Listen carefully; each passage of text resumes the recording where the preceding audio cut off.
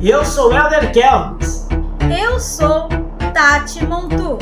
Eu sou Messias Fernandes. E nós somos a chave para suas interrogações, diretamente do estúdio BKM Productions. Estúdio BKM Productions apresenta a chave para suas interrogações, episódio 6, placas tectônicas. Entenda o que causa grandes eventos como sismos e outros fenômenos naturais, resultantes de uma ruptura mais ou menos violenta no interior da crosta terrestre, no qual libera grandes quantidades de energias, provocando vibrações e grandes rupturas sísmicas. Saiba em quantas placas tectônicas o planeta Terra está dividido. Conheça suas localizações, movimentos e limites divergentes, limites convergentes, transformantes. Descubra em qual placa tectônica o Brasil situa. Não percam!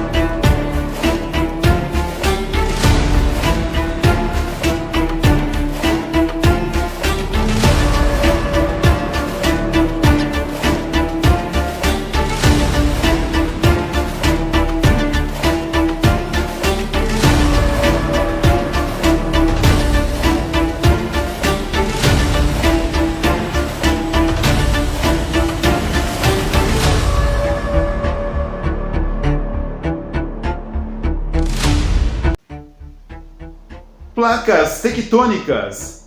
Placas tectônicas são blocos semirrígidos que formam a crosta terrestre. O movimento dessas placas é constante, fazendo com que se afastem ou aproximam uma das outras. Placas tectônicas são grandes blocos rochosos semirrígidos que compõem a crosta terrestre. A Terra divide-se em 14 principais placas tectônicas, as quais se movimentam sobre o manto de forma lenta e contínua, podendo aproximar-se ou afastar-se uma das outras. A movimentação das placas resulta na formação de montanhas, fossas oceânicas, atividades vulcânicas, terremotos e tsunamis. Teoria das placas tectônicas. Em 1913, Alfred Wegener apresentou a teoria da deriva continental, que afirma que há milhões de anos as massas da Terra formavam um único supercontinente chamado Pangeia. Essa teoria foi confirmada por sua sucessora, a chamada teoria das placas tectônicas. A teoria das placas tectônicas parte do pressuposto de que a crosta terrestre está dividida em grandes blocos semirrígidos, ou seja, em placas que abrangem ao continente e ao fundo oceânico. Essas placas movimentam-se sobre a magma, impulsionadas por forças vindas do interior da Terra. Portanto, a superfície terrestre não é uma placa imóvel, como era falado no passado. Principais placas tectônicas. O planeta Terra está dividido em 52 placas tectônicas, sendo dentre elas 14 principais e 38 menores. Como exemplos de placas principais, nós podemos citar alguma dessas placas, como por exemplo a Sul-Americana, a placa do Pacífico e a placa australiana. As menores podem ser bem exemplificadas, como por exemplo a placa do Ande do Norte, a placa da Carolina e a placa das Marianas. Você verá a seguir alguma das características das principais placas tectônicas que formam o nosso planeta. Placa Sul-Americana e a sua localização.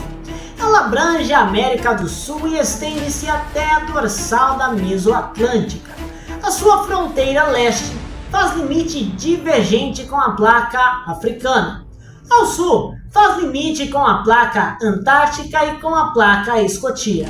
Já ao oeste, ela faz limite convergente com a placa de Nazca e ao norte ela limita-se à placa caribenha. Já a placa de Nazca, por sua vez, ela localiza-se à esquerda da placa sul-americana. O choque entre essas duas placas formou as Cordilheiras dos Andes.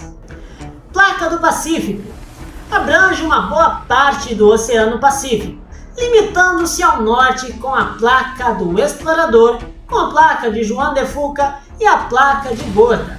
Seu limite com a placa norte-americana resultou na falha de San Andrés. E a placa euroasiática? Ela abrange parte da Eurásia e limita-se com a placa africana e a placa da Índia. Separa-se da placa norte-americana pela dorsal mesoatlântica. Tipos de placas oceânicas encontram-se no assoalho oceânico. Continentais situam-se sob os continentes. Oceânicas e continentais situam-se sob continentes e no assoalho oceânico. Por que as placas tectônicas movimentam-se? O movimento realizado pelas placas tectônicas ocorre em virtude das altas temperaturas existentes no interior da Terra. A crosta terrestre encontra-se sobre o manto. O manto é a camada da Terra composta por magmas. O intenso calor provoca a movimentação circular do manto em correntes de convecção.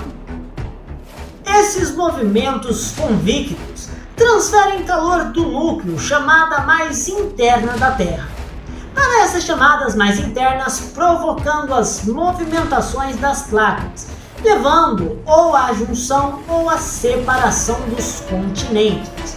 E falando de movimentos das placas tectônicas, a movimentação das placas é lenta, contínua e ocorre no limite entre elas. Estes deslocamentos levam bastante tempo e é responsável por diversas transformações e fenômenos que ocorrem na crosta terrestre, como a formação de montanhas, vulcões, terremotos, aglutinação ou separação de continentes.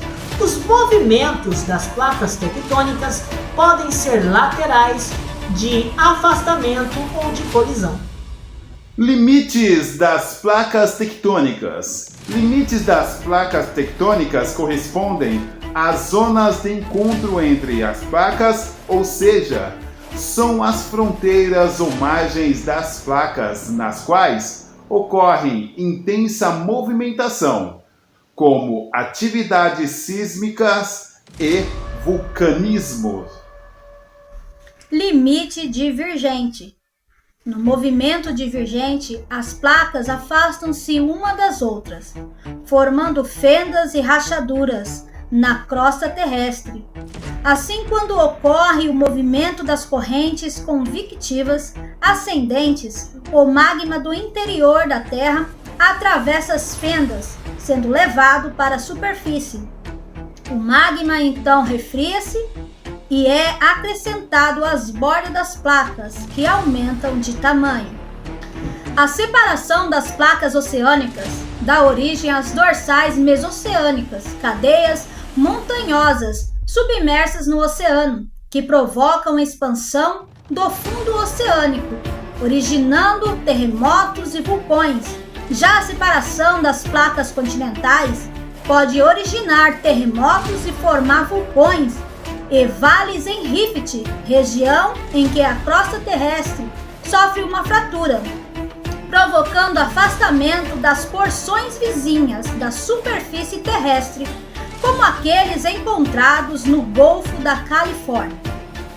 Limite convergente. No momento convergente, as placas aproximam-se e chocam-se uma com as outras. Quando esse movimento convergente ocorre entre uma placa oceânica e uma placa continental, a primeira retorna ao manto enquanto a segunda enruga-se formando docas. Isso ocorre porque as rochas das placas oceânicas são mais densas do que as rochas das placas continentais.